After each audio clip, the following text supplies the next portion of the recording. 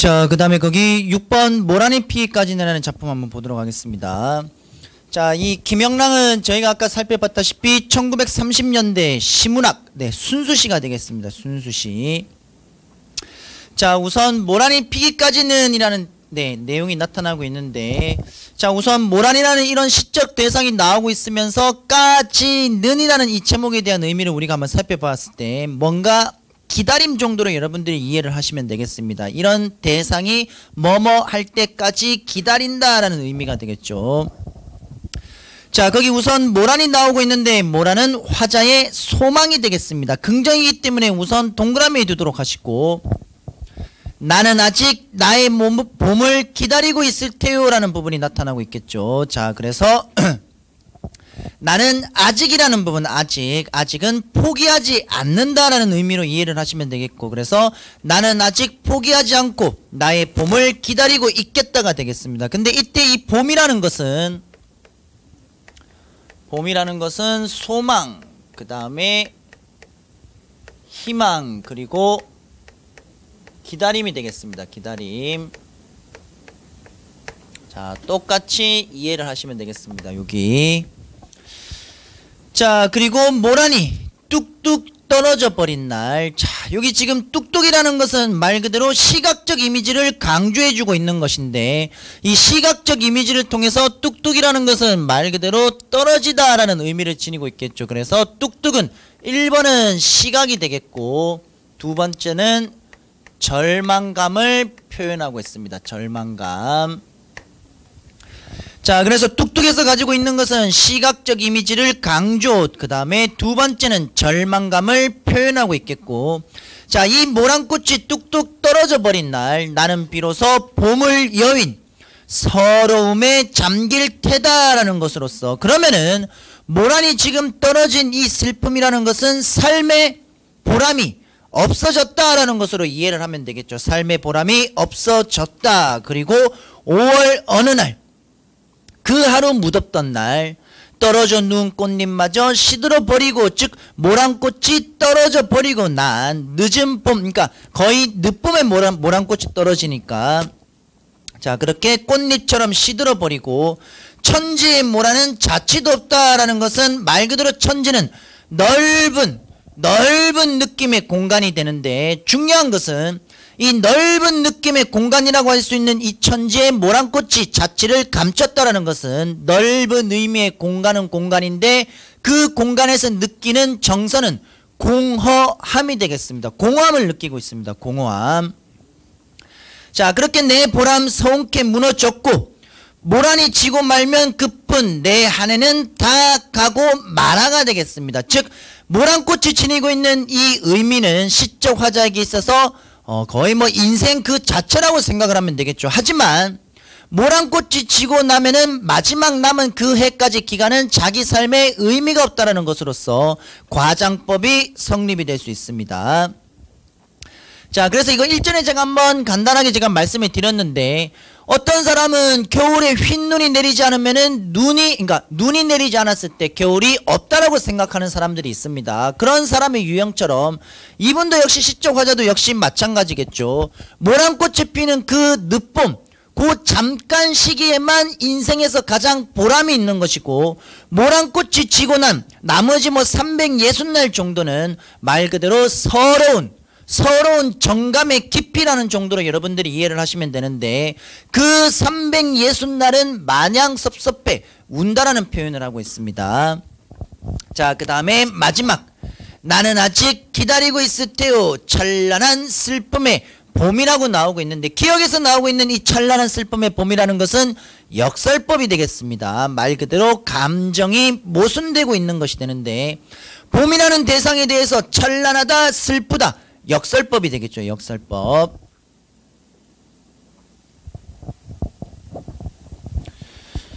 자, 그래서 우선 이 작품은 기본적으로 기다림이 되겠습니다. 기다림.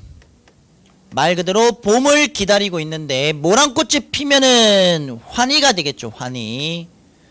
자, 환희가 되겠습니다. 여기 사이에는 모란꽃이 피는 봄이 되겠죠. 봄. 자, 그래서 기다렸다가 이 봄 같은 경우에는 모란꽃이 피는 환희가 되는 것이고, 자, 그 다음에 이제 모란꽃이 지고 나서는 뭘 느끼느냐? 서러움이 되겠습니다. 서러움. 네, 모란꽃이 지고 나면은 서러움을 느끼면서, 자, 다시 이 기다림을 반복하고 있는 구조로 여러분들이 이해를 하시면 되겠습니다. 그렇게. 자, 그래서 우선 특징으로 가게 되면은 동그라미 3번에 나오고 있는 역설적인 표현, 네, 그 부분 여러분들이 정리를 좀 해주시면 되겠고, 그 1번 문제로 잠깐 한번 가도록 하겠습니다. 1번 문제. 자, 우선 1번의 1번 선지를 보면은 시청하자의 소망을 모란에 투사하였다라고 나오고 있는데, 요거는 맞겠죠. 그 다음에 두 번째는 대립적인 상황을 제시했다라는 것은 모란꽃이 피고 지고의 대조가 되겠습니다. 그렇기 때문에 감정을 대비시켰다 맞습니다. 유사한 구조를 반복하고 있다는 것은 처음과 마지막이 되겠죠. 나오고 있습니다.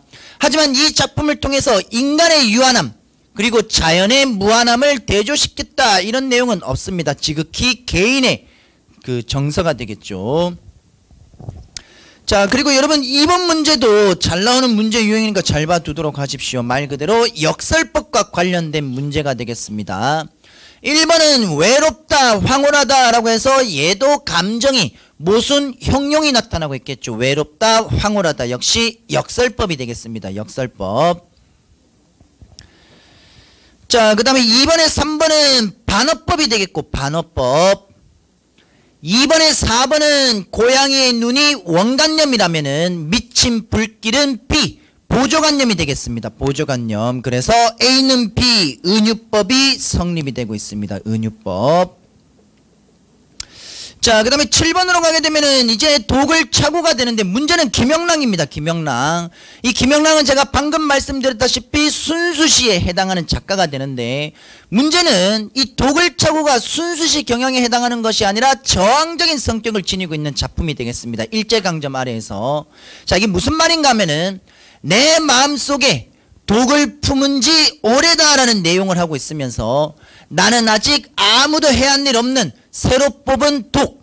하지만 이때 이제 친구가 나오고 있는데 이 친구는 시적 화자와 대조되는 태도를 지니고 있는 것으로서 나는 일제에 대해서 나름 저항하고자 하는 그런 성격의 인물이라면은 이 벗이라는 것은 현실에 안주하고자 하는 인물이 되는 것이거든요. 그래서 벗은 야, 이제 그 무서운 독 그만 흩어버리라고 말을 하면서 하지만 나는 그 독이 선뜻 벗도 다치게 할 줄 모른다라고 위협을 하며 자, 그리고 독 안 차고 그렇게 머지않아 너나 마주가 버리면 나중에 그 뒤로 잠자코 흘러가고 나중에 땅덩어리 모자라져 모래알이 될 것임을 허무한데 즉 우리가 이렇게 저항을 해봐야 무슨 소용이 있느냐 아무 소용이 없다 허무한데라고 얘기를 하면서 내 세상에 태어났음을 원망 않고 보낸 어느 하루가 있었던가 라고 하면서 뭐라고 이제 얘기하느냐 앞뒤로 덤비는 이리승냥이는 부정이 되겠죠. 이리승냥이 바야흐로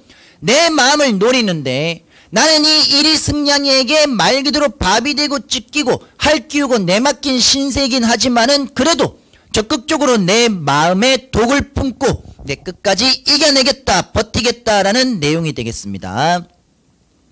자, 그렇게 우선 작품 해설로 가게 되면은 성격의 저항적에다가 여러분들 하나 표시 하나 해두도록 하시고 아주 어조 자체가 굳건한 결연한 남성적인 어조가 나타나고 있습니다. 자, 그렇게 일제 식민지 강점 아래에서 현실에 대한 대결 의지를 가지고 있는 것이 바로 이 작품의 주제가 되겠습니다. 주제. 그 특징 1, 2번도 여러분들 꼭 정리해 두셔야 됩니다. 그리고 이해와 감상도 한번 읽어봐 두도록 하십시오. 김영랑이 지니고 있는 시 세계에 대해서 잠깐 설명이 나오고 있습니다.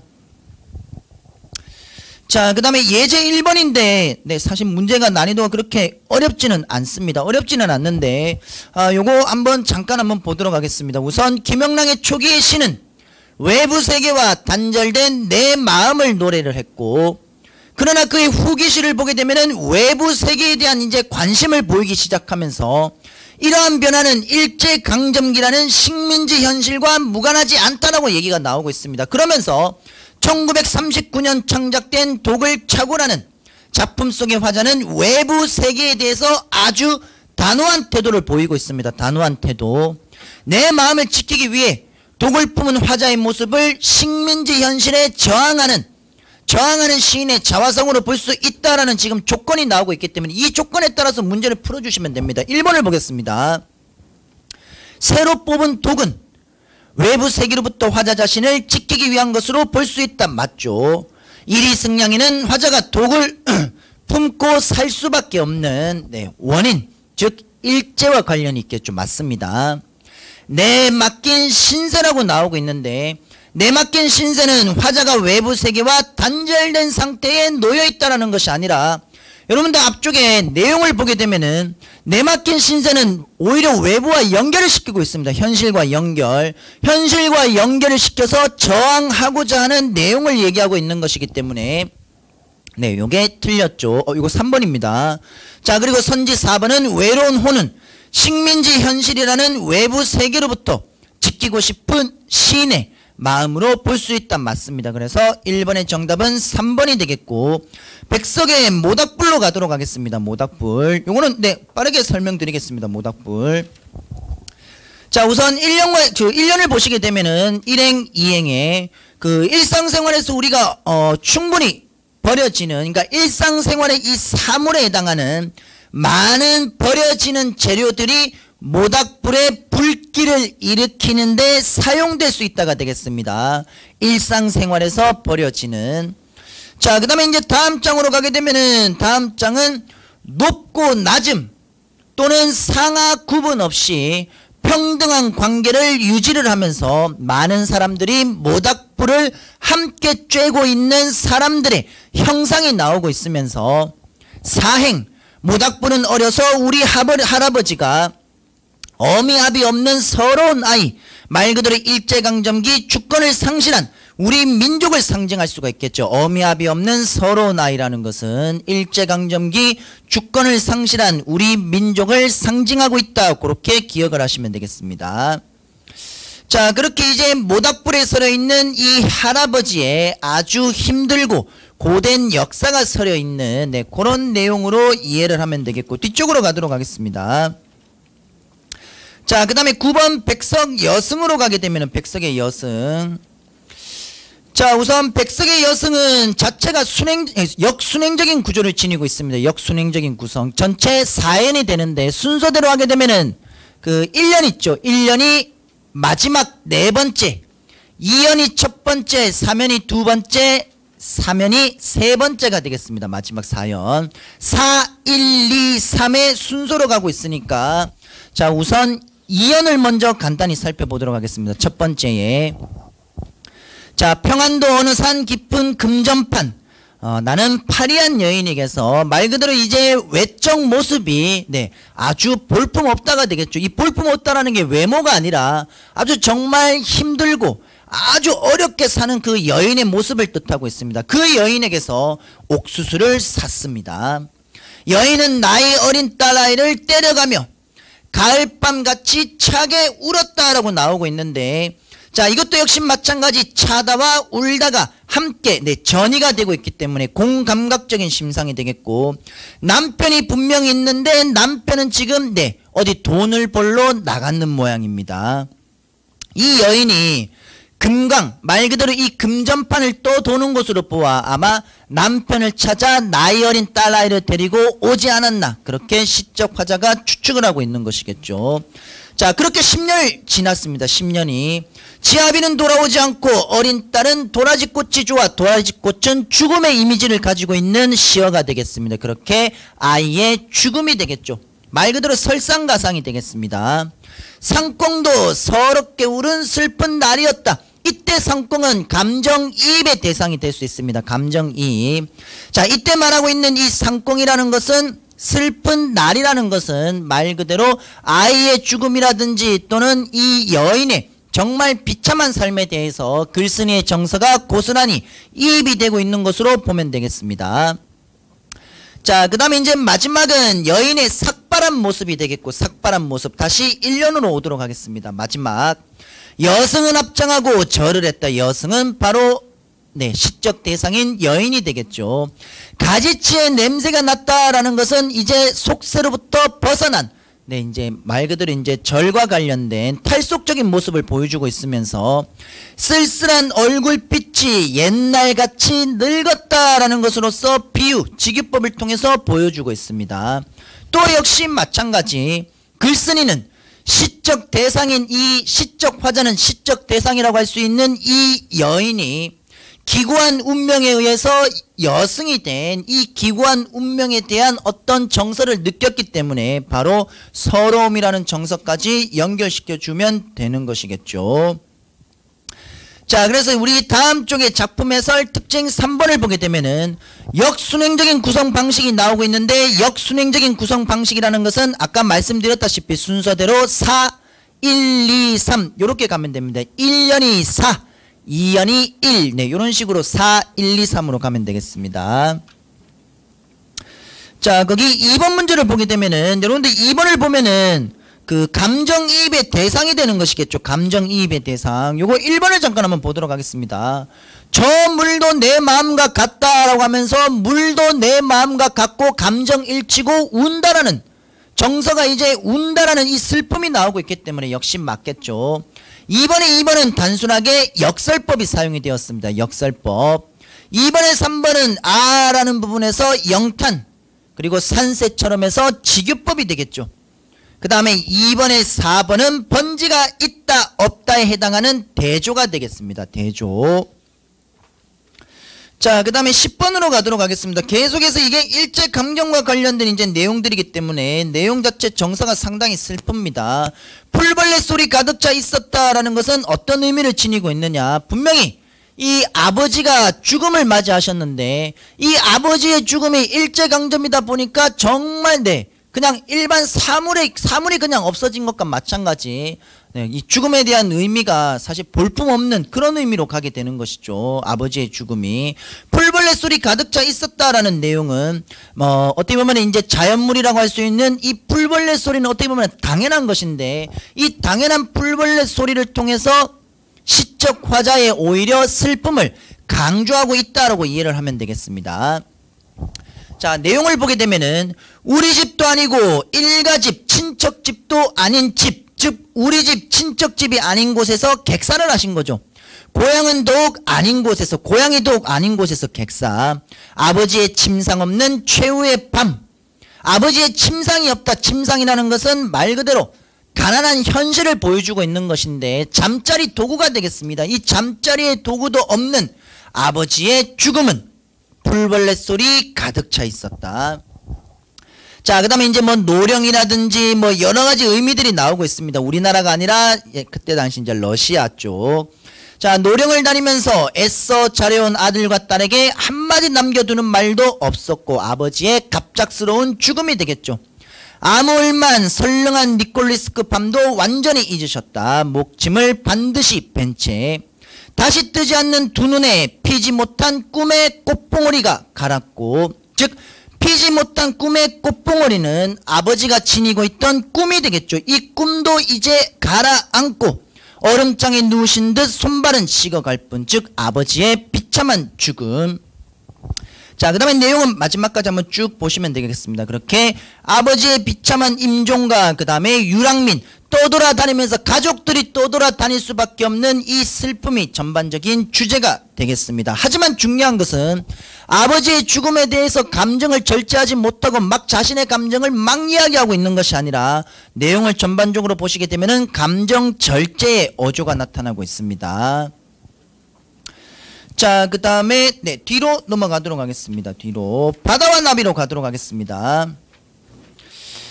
자, 바다와 나비에서 보여주고 있는 것은 아무도 그에게, 이 바다가 지니고 있는 것은 현대의 거대 문명이라고 생각하면 되겠습니다. 아무도 그에게 수심을 일러준 일이 없기에, 즉 현대 문명이 지니고 있는 냉혹한 현실을 말해준 일이 없기 때문에 휜 나비가 지니고 있는 것은 순수성이 되겠습니다. 그래서 이 부분은 바다라고 할 수 있는 거대 문명과 그 다음에 휜 나비라고 할 수 있는 순수하고 연약한 존재가 있습니다. 순수하고 연약한 존재. 자, 전반적인 대조를 통해서 시상이 전개가 되고 있겠죠. 당연히 경험을 해보지 못했기 때문에 순수하고 연약한 존재인 휜 나비는 바다가 무섭지 않습니다. 바다는 거대하고 냉혹한 문명의 힘이 되겠습니다. 자, 그래서 이 그러니까 시적 대상이라고 할 수 있는 이 나비가 추구하는 대상이 바로 청무밭이 되거든요. 청무밭. 요 청무밭이 바로 나비가 추구하고 있는 이상 세계가 되겠습니다. 자, 그래서 청무밭인가 해서 내려갔다가 바닷물이거든요. 그게 바닷물이라서 어린 날개가 물결에 젖어 공주처럼 지쳐서 온다라는 말이 나오고 있는데, 즉 세상 물정을 아무것도 모르는 이 공주처럼 그렇게 지쳐서 돌아오고 있습니다. 3월달 바다가 꽃이 피지 않아 서글픔, 즉 바다에 어떻게 보면 상당히 무생명성, 즉 현대 문명의 무생명성을 강조해주고 있는 것으로서 마지막 중요하죠. 새파란 초생달 시각, 시리다는 촉각 역시 공감각적 심상이 나타나고 있는데, 나비어리의 새파란 초생달이 시리다라는 의미는 냉혹한 현실과 좌절된 나비의 꿈을 표현하고 있는 것으로서 마지막이 상당히 중요합니다. 그렇게 냉혹한 현실과 좌절된 나비의 꿈을 표현하고 있습니다. 나비의 꿈. 자, 그래서 이 작품을 보게 되면은 청무밭 같은 경우는 청무가 지니고 있는 것은 당연히 푸른색의 이미지가 될 것이고, 푸른색.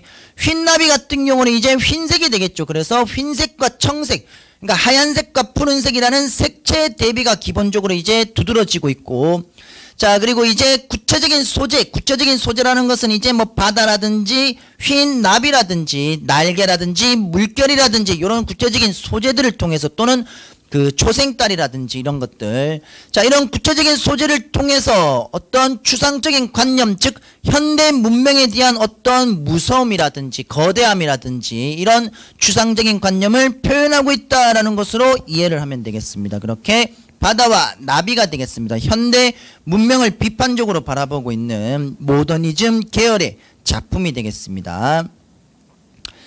자, 우선 1번 문제를 잠깐 한번 보시게 되면은 흰나비가 지향하고 있는 것과 가장 관련이 깊은 것이라고 나오고 있습니다. 수심, 날개, 초승달 다 관계가 없는 것이죠. 원칙적으로는 나비가 지향하는 것은 청무밭이 맞습니다. 청무밭이 맞는데 여기서는 이 지향하는 세계는 청무밭으로 나오고 있지만은, 중요한 것은 앞에 지금 내용에서 꽃이 피지 않아 이런 말들이 나왔기 때문에 꽃도 역시 이상세계가 될 수가 있겠죠. 그래서 3번이 정답이 되겠습니다. 3번. 자, 그 다음에 12번 교목으로 넘어가도록 하겠습니다. 264입니다. 264. 자, 이 교목이라는 것은 아주 단단한, 크고 단단한 나무라고 생각하면 되겠습니다. 그렇게 푸른 하늘에 닿을 듯이, 하늘은 하늘인데 푸르고 이 하늘에 닿는다라는 것은 하늘은 긍정적인 시어가 되겠죠. 세월에 불타다 불세모에 두도록 하십시오. 일제강점이 되겠습니다.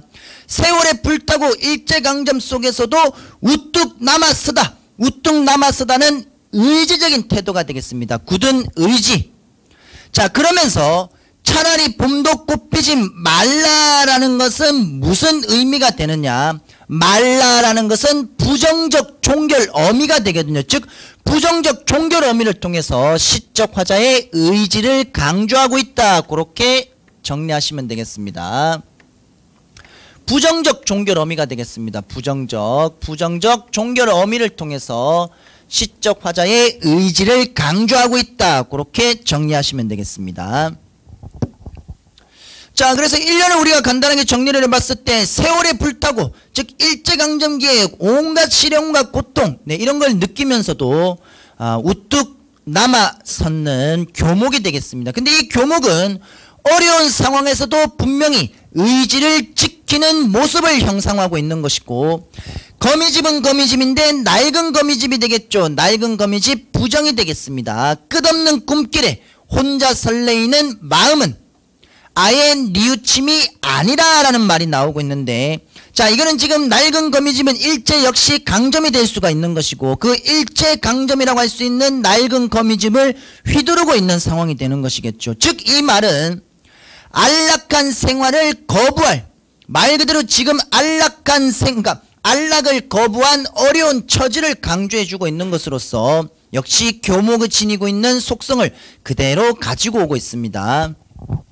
자, 그러면서 검은 그림자, 쓸쓸하면 검은 그림자도 세모해 두도록 하십시오. 그리고 호수도 나오고 있는데 호수도 세모하도록 하겠습니다. 검은 그림자와 호수가 지니고 있는 이미지는 죽음의 이미지가 되겠습니다. 말 그대로 이 죽음의 이미지라는 것은 거꾸러지겠다는 말은 구차하게 살지 않겠다는 얘기가 되겠죠. 호수 속 깊이 그렇게 거꾸러진다는 것은 비굴한 삶을 거부하는 시적 화자의 모습이다라고 이해해도 되겠습니다. 그렇게 역시 모테라, 종결 어미, 부정적 종결 어미를 통해 화자의 저항의 표출을 이야기하고 있습니다. 자, 그 다음에 뒤로 가도록 하겠습니다. 그 다음에 조지훈의 낙화로 가겠습니다. 조지훈의 낙화. 자, 조지훈의 낙화로 가면은 꽃이 지기로서니 바람을 탓하랴. 바람은 외부적 힘이 되겠죠.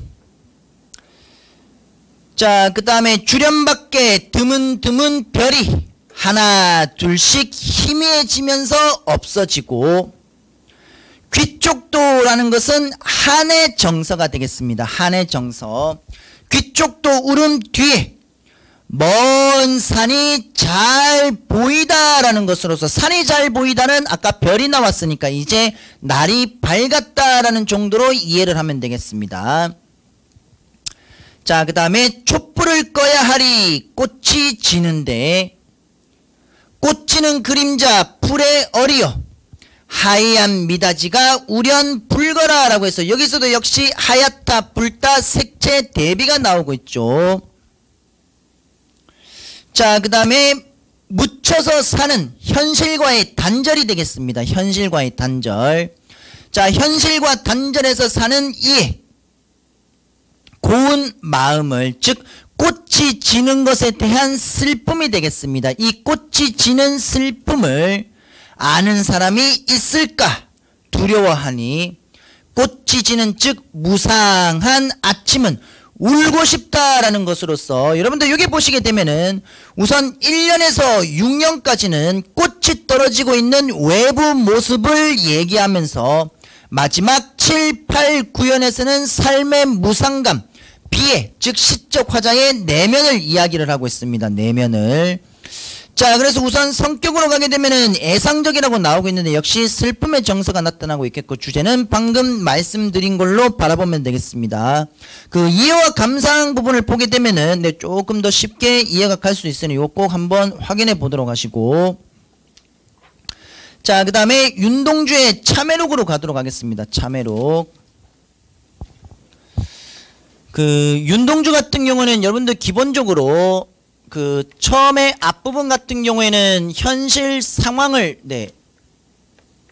제시해 주면서 그 본인이 느끼고 있는 부끄러움을 이야기하고 있습니다. 부끄러움. 자, 그러면서 이제 밑부분으로 가게 되면은 이런 부끄러움이라든지 현실에 대해서 극복하고자 하는 의지, 그 극복하고자 하는 의지로 이렇게 나타나고 있는 내용이 전반적으로 줄을 이루고 있습니다. 이 작품도 한번 살펴보도록 하겠습니다. 자, 지금 파란 녹이 끼어 있다라고 되어 있는데, 녹이라는 것은 분명히 부정적인 이미지가 맞습니다.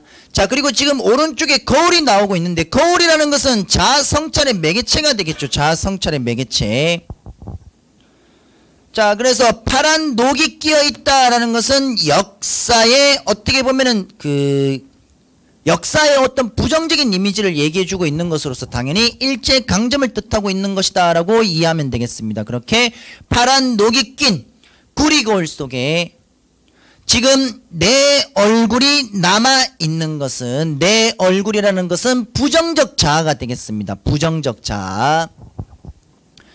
어느 왕조의 유물이기에 이다지도 욕이 될까라고 해서 무기력한 자신, 부정적 자아에 대해서 스스로 혐오하고 있는 그런 내용이 나오고 있으면서, 자, 지금 1년에서는 현실에 대한 상황을 제시해주고 있는데 역시 부정적인 상황을 제시해주고 있습니다. 자, 그러면서 2연으로 가게 되면은 나는 나의 참회의 글을 한 줄에 줄이자. 만 24년 1개월 시적 화자가 지나온 삶이 되겠죠. 이 24년 1개월 동안 무슨 기쁨을 바라 살아왔던가 라고 해서 갈등과 고뇌의 삶을 보여주고 있습니다. 그렇게 나는 지금 그동안 뭘 하면서 살아왔는가라는 것은 현실에 대해서 참회를 하고 있는 내용이 되겠죠. 내일이나 모레나 그 어느 즐거운 날에, 즉 조국 광복이 이루어진 날에 나는 그때도 또 역시 한 줄의 참회주를 써야 한다라고 얘기하고 있습니다. 바로 이 안에서 나오고 있는 것과 같이 그때 그 젊은 나이에 나는 왜 그런 부끄러운 고백을 할 수밖에 없는가라는, 즉 부끄러운 고백을 할 수밖에 없는가라는 것은 일제강점 속에서 아주 적극적으로 저항하지 못했던 역시 자신의 모습을 후회하고 있는 그런 내용들이 되겠죠. 이것은 미래의 참회가 되겠습니다. 조국 광복이 된 후에 미래의 참회가 되겠고, 자, 밤이라는 것은 일제강점이 맞습니다. 자, 그렇게 밤이면 밤마다 나의 거울을 손바닥 발바닥으로 닦아 보자가 있는데, 손바닥 발바닥으로 닦아 보자는 뭐가 되느냐? 우리 위에서 그 자아 성찰의 이제 매개체가 나왔는데, 손바닥 발바닥으로 닦는다라는 것은 자아 성찰을 하는 행위라고 생각을 하면 되겠죠. 자아 성찰의 행위. 자, 그랬을 때 이제 나중에 먼 미래에 그렇게 거울 속에 나타나 온다라고 해서 미래의 모습을 그리고 있습니다. 자, 이 작품은 과거에서 현재, 그리고 현재에서 미래에 대한 참회, 이 자기 성찰을 이야기하고 있는 것으로서 부끄러우니까 거울을 닦고, 그리고 나중에 슬픈 사람의 뒷모양이 나오는 것으로서 그렇게 전반적인 작품을 보면 되겠습니다. 그 거울이 가지고 있는 상징적인 의미에 대해서 여러분들이 조금 부여를 하도록 하시고, 거기 뒤에 춘향 유문으로 가도록 하겠습니다. 춘향 유문은 말 그대로 모티브가 춘향전이 되겠습니다. 춘향전. 춘향이의 유언이라고 생각하시면 되겠습니다. 유언. 자, 그래서 뭐 안녕히 계세요 도련님, 그리고 지난 5월 단오날 우리 처음 만나던 날 우리 둘이서 푸르던 나무같이 뭐 늘 안녕히 계십시오. 저승이 어딘지는 똑똑히 모르지만 뭐 딴 나라는 아마 아닐 것입니다. 그 다음에 검은 물이 나오고 있는데 검은 물에다가 네모해 두도록 하시고, 바로 밑에 구름에다가 네모하시고, 다음 년에 소나기가 있을 겁니다. 소나기에다가 네모해 두도록 합시다. 자, 이거는 이제 춘향이가 이제 지니고 있는 요거는 바로 밑에 성격 보이죠. 성격을 보면은 불교적인 성격이 나오고 있는데 요게 윤회사상이 되겠습니다. 윤회사상. 죽고 나서 검은 물로 흐르고, 그리고 다시 구름으로 올라가고, 다시 소나기가 되어서 도련님 곁에 퍼부을 때 춘향은 틀림없이 거기 있을 거다라고 해서 불교적인 윤회사상을 바탕으로 해서 춘향이가 영원한 사랑을 염원하고 있는, 말 그대로 영원한 사랑을 말하고 있는 죽음을 초월한 사랑, 그것을 모티브로 하고 있습니다. 자, 그 다음에 뒤로 가도록 하겠습니다. 이번에는 김수영의 폭포가 되겠습니다. 김수영의 폭포. 자, 김수영의 폭포는 현실 참여시에 해당하는 것으로서 폭포가 지니고 있는 여러가지 이미지를 통해서 부조리한 현실과 타협하지 않고 고매한 정신을 지키며 살아고자 하는 의지를 형성하고 있는 것으로서 말 그대로 폭포가 떨어지는 그 떨어지는 모습을 한번 잘 생각하시면 되겠습니다. 자, 그렇게 폭포는 고든 절벽을 무서운 기색도 없이 떨어지고 있는, 무서운 기색도 없이 떨어진다라는 것은 현실 참여적인 성격의 작품이다 보니까 현실에 대한 비판, 즉 현실을 비판하고자 하는 저항이 되겠죠. 저항. 규정할 수 없는 물결, 규정할 수 없는 물결은 자유가 되겠습니다. 자유. 무엇을 향해 떨어진다는 의미도 없이 당연한 거니까 계절과 밤낮을 가리지 않고, 즉 변함없이 일정하게 지속성이 있게 폭포는 떨어진다는 얘기겠죠. 근데 그 떨어지는데 뭐처럼? 고매한 정신처럼 비유를 하고 있습니다. 고매한 정신. 자, 그 다음에 금잔하다라고 나오고 있는데, 금잔하는 아름다움이 되겠습니다. 아름다움도 또는 희망도, 그 다음에 사람끼리의 유대, 즉 인가도 보이지 않는 밤이 되면은 폭포는 고든 소리를 내며 떨어진다라고 나오고 있죠. 이게 무슨 말인가 하면은 자, 금자나라는 것은 소박한 아름다움도 되는데, 소박한 아름다움도 또는 희망도 사람이 보이지 않는 밤이 되면은, 부정적인 현실이 되면은, 사람들은 만약에 이런 상황 속에서 부정적인 상황에 대해서 벌어졌을 때 부정을 저지를 수 있지만은, 폭포는 그렇지가 않고 낮이든 밤이든 관련 없이 이때도 밤에도 역시 고든 소리를 내며 떨어진다라는 것으로서 역시 비판과 저항 정신을 지니고 있는 폭포가 되겠죠. 폭포. 고든 소리는 소리이다. 고든 소리는 고든 소리를 부른다. 폭포가 지니고 있는 선구자적 자세가 되겠습니다. 그렇게. 자, 매우 빠르게 떨어지는 물방울은 취할 순간조차 마음에 주지 않고 나타와 안정을 뒤집어 놓을 듯이 높이도 폭도 없이 떨어진다라는 의미를 통해 역시 게으른 것도 거부하는 폭포에 해당하는 것으로서 폭포가 떨어지는 모습을 통해 고매한 정신, 그리고 떨어지는 소리를 통해 고든 소리, 고매한 정신과 고든 소리를 보여주고 있는 김수영의 폭포라는 작품이 되겠습니다. 자, 그 다음에 뒤쪽으로 가도록 하겠습니다.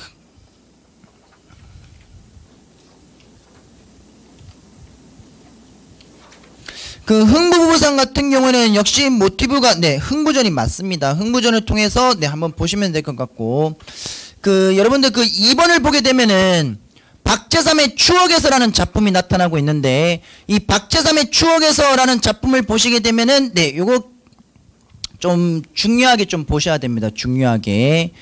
그 박제삼의 추억에서라는 작품, 그 내용들 한번 참고하셔가지고 좀 보십시오. 요거 그 뭐 진주장터 생우물 전이라고 해서 이제 나타나고 있는 이제 시장이 나오고 있는데, 거기 내용들 한번 보시기 바랍니다. 그 1번하고 그 2번이 있습니다. 1번하고 2번은 여러분들 지금 잠깐 한번 보시면서 문제까지 한번 지금 한번 풀어보도록 하십시오.